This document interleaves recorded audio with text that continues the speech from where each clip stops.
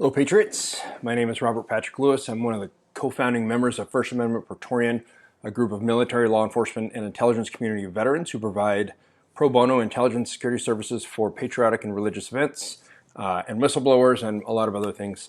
Again, like my last one, this isn't an official video, hence the I'm not wearing my 1AP shirt.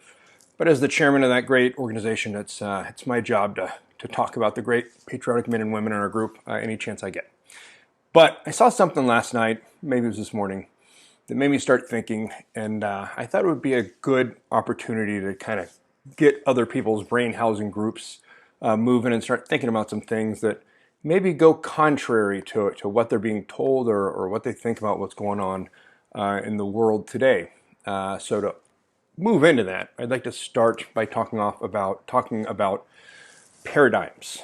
Right? What is a paradigm? And especially shifting paradigms, right? The current shift that we're seeing in a paradigm. A paradigm is a typical example or model of something, right? So you can call a certain paradigm a way of thinking or societal cause and effect relationships. This happens, and within our current paradigm, we can expect this to happen. And we're in the middle of a shifting paradigm. And a lot of people don't understand that. Now, some more background. There's a difference between being smart and being intelligent, right? Smart person, really good at memorizing stuff, right? I know a lot of very smart people that have zero common sense, PhDs behind their name and not a lick of common sense.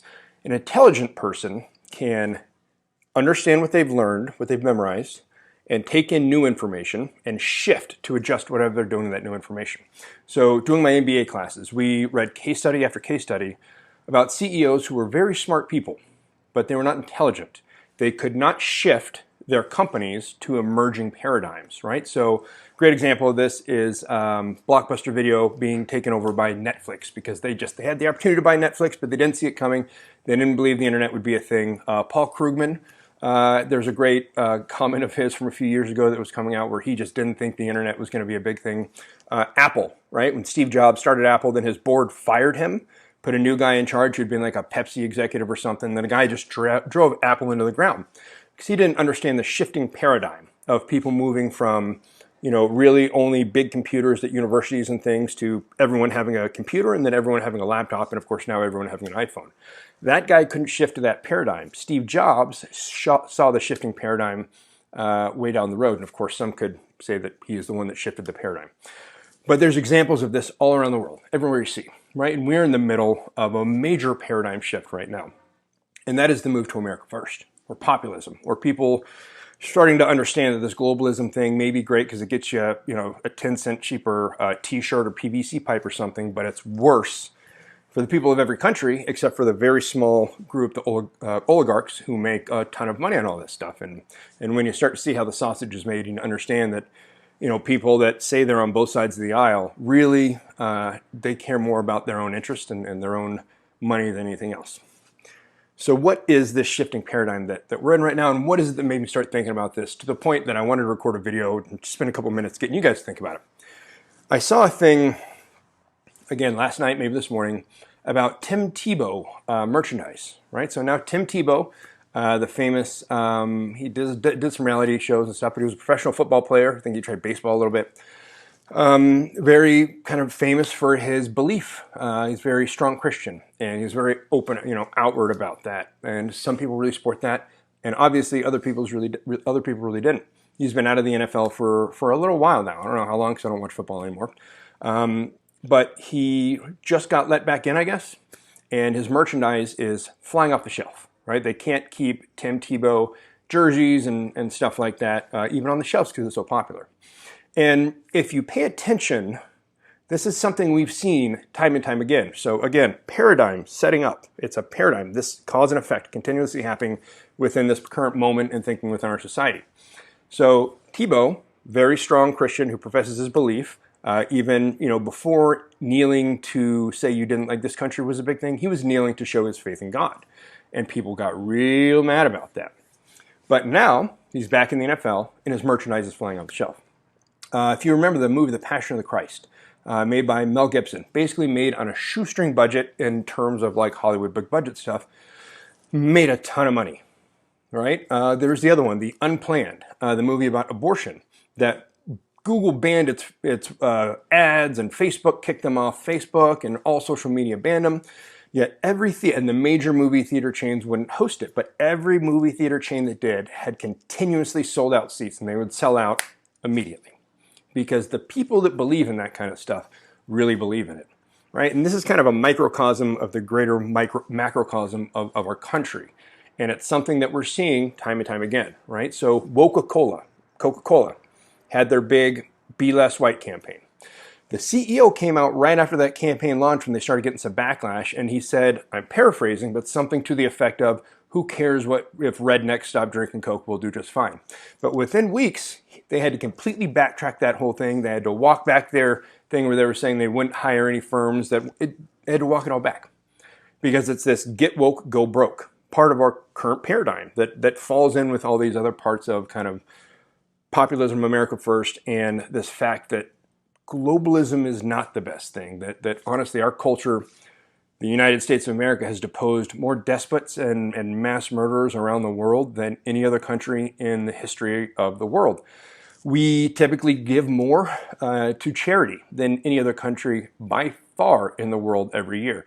We provide the most ample opportunities for outcomes, right? And so it's one of the big things, equality of outcome, which is ridiculous, right? Because there are a lot of people that have come here with nothing, with pennies in their pocket, and worked their butts off and became billionaires. And there are people that say that's a bad thing, right? Even though a lot of those people aren't white, right? Indians and Asian Americans are actually the highest per capita income class in the United States. They don't want to talk about that. They want to pretend that white people are evil, even though they're not the highest income earners, but they just don't talk about that. But the United States of America is one of these places that has the best opportunity for outcome if you're willing to work your butt off. And that's the key thing. You got to be able to work your butt off. Do all these things that you got to do in order to do it. Have a great idea, be original, work your butt off, get all the appropriate education and jobs and things like that. There's any number of things you can do, and people are trying to talk down on that. Now, to supplement this, we have media constantly talking and giving platforms to the most insane and the most furthest to the left people they can find, right? So they put them on MSNBC and CNN and in the New York Times and Time Magazine all day, every day. Additionally, social media, Facebook, Twitter, all these other that are controlled by Silicon Valley, they give higher priority. They give an outsized megaphone to the people that are on the furthest to the left, the most progressive and the most loudest activists there are. At the same time, they're censoring anybody on the opposite side, moderates or people that are on the conservative side of the house.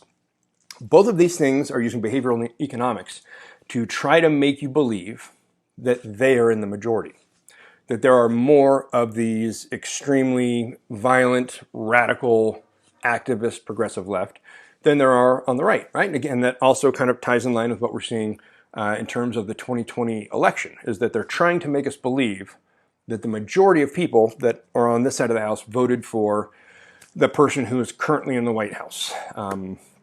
But I think we know that's not true, right? And again, you can follow this current paradigm and you follow what's going on in society and you can see that that's not true, right? If every time, so Hollywood, everything that Hollywood's been putting out lately has been woke, right? Everything, Hollywood, TV, movies, commercials, everything. And they're bombing. They're bombing. People just don't like it. People don't want to tune in. Every single award show you're seeing for Hollywood is having disastrous ratings. NFL, NBA, all MLB, when they decided to go crazy woke and be very loud about it, people just stopped tuning in because most of the people in this country don't align with that, right? And that's the shifting paradigm. We're even seeing some of the politicians who right after November 3rd came out and said, I see no evidence of fraud or election interference. Now they're starting to kind of walk it back, right? And even things with the commission that's being planned to look into the January 6th stuff. Some of the people who said they were on board with that are starting to walk it back. Now those people, maybe they're smart enough to be kind of catching on to this changing paradigm. Maybe they're not. But this changing paradigm is that this idea, the silent majority, is no longer silent, right? And people are falsely trying to make you believe that the silent majority does not exist. But if you look at the numbers, if you look at the shifting paradigm, if you looked at everything that's going on, if you look at the fact that any time something is put up there, whether it be a politician like Marjorie Taylor Greene, or a movie like Passion of the Christ, or a football player like Tim Tebow, anything that's put up there in the public sphere that professes those beliefs, truly, right? Like you got people like Mark Rubio who pretend to be, or Mitt Romney and all these others that pretend to be conservative that we see through it. We know they're not really. But anything that is truly professes those beliefs, that they love this country, that they believe in God, you can call it conservative values, you can call it whatever you want. Again, I think conservative and liberal are very shifting paradigms within themselves. They are doing wonderful. Right? They're having high ratings. They're selling things off the shelf. They're getting huge amounts of support. Why is that? Because they are siding with the majority of the country. So I want you to remember that, right? So again, this kind of paradigm, this former paradigm was us being made to believe that people who love this country, that people who have conservative values are the minority. And these people that are all the way to the furthest left, that are trying to burn down cities, and they're screaming about, attacking Jewish people and doing all these crazy things, that are trying to insta-hit the 1619 Project and destroy everything that our country is about. They wanted you to believe that these people are the majority, or at least are increasing to be the majority. But they're not. The numbers don't lie. People vote with their wallets. They vote with their attention span. And you can see when you look at all the numbers that none of that is true. So I want you to just pay attention to what you're seeing, right? And pay attention to things that you see come out. Look at movies, TV shows that are very obviously skewed to be extremely far to the progressive activist side. And anything that does make it through that happens to be come out that shows some kind of conservative values, or at least America first, or it can be pro-America, pro-family, any of this stuff. Same thing with athletes. Watch Tim Tebow. Watch what happens to him. If they keep him there, keep an eye on how popular he is. It will be regardless of his athletic performance. It's just as long as he stays true to his value. Marjorie Taylor Greene and Matt Gaetz are going around the country right now selling out venues almost in Trumpian style, because people see that they mean what they say and they say what they mean. They're actually putting their money where their mouth is, and they're promoting everything here. So just remember that. People that love this country are not in the minority, even though you are made to believe that. Pay attention to the changing paradigm, right? The silent majority is slowly getting louder and louder and louder. And these people, or anything that actually supports this country, is gaining more and more popularity. And I believe that's a paradigm that we're going to see shift. It's going to keep going. It's going to be locked in.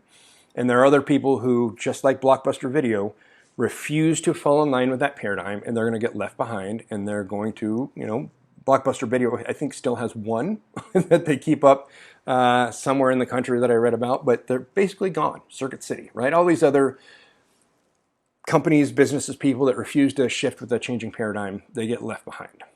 And that's what everything is shifting to. So there are a lot of things right now out there to make you feel like there is no hope, like the crazies are taking over the crazy house, like this country is going down the tubes and that nobody's going to do anything about it.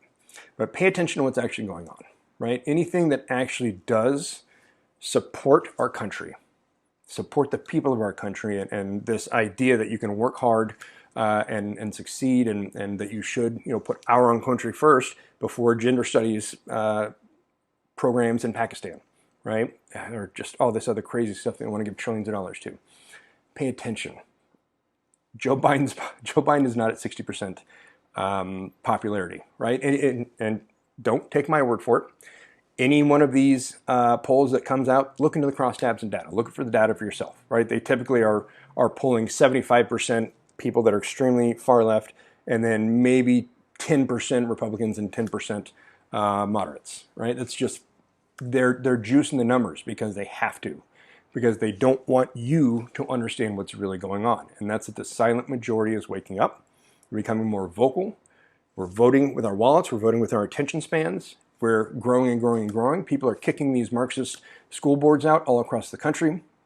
People are standing up. There's more and more audits going on every single day. And we're starting to get movement, right? Things are starting to speed up. So have hope. Things are going your way. And pay attention. And just understand that a lot of this is set up specifically to make you feel alienated and alone and like you're in the minority. But you're not. Again, pay attention to the paradigm. Pay attention to cause and effect, the results that we see happening. and it's showing you kind of the greater trend of what's going on in our country. So hope that makes you feel a little better. Hope you can pay attention a little bit. Just have a look. Pay attention to that kind of stuff because it's easy to see. It's one of those things that once you see it, you can't unsee it, and it's everywhere, and it's gaining steam. So I hope all of you guys have a wonderful day. All of you men and women have a wonderful day. Our new website for First Amendment Praetorian is up, 1apraetorian.com. Go check it out. Pretty cool. We're going to start dropping a lot of stuff on there. Also, if you're a Telegram person, First Amendment Praetorian has a Telegram channel now. We're starting to dump some of our old intel stuff, and we're going to start dumping a lot more about corruption around the United States. So if that is something that you are interested in, we're going to be trying to dump stuff on local level corruption. So a lot of people around the country can understand what is affecting you specifically in your area. So it's a pretty big project. Hope to wake up a lot of people around the country to realize just how bad it's become so that we can figure out what we're going to do about it. Okay, so God bless all of you. God bless America.